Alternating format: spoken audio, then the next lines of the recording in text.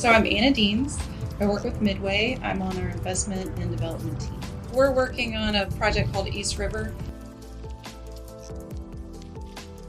We planned to build this leasing center, but we really needed a way to provide power to it in a really quick timeline and in a way that really demonstrated our dedication to sustainability for the first phase.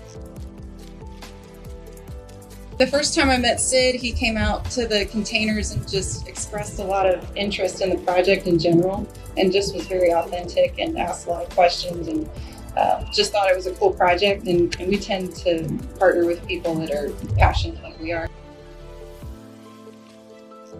This was my first solar install, so I didn't know much, and I guess my biggest concern was making sure that we could support the load that we needed to conduct meetings in the way that we needed to do them. And so he was very good at asking a lot of questions about what we would be doing in the space, how much load we would require, and then came up with pretty quickly a plan for how to get us there with, a combination of batteries and the inverter, which all this was new to me, and then helped us kind of work through how that was going to plug into this container, because it really was a design build process, and so they offered a lot of different options, and then we settled on one that ultimately worked out really well.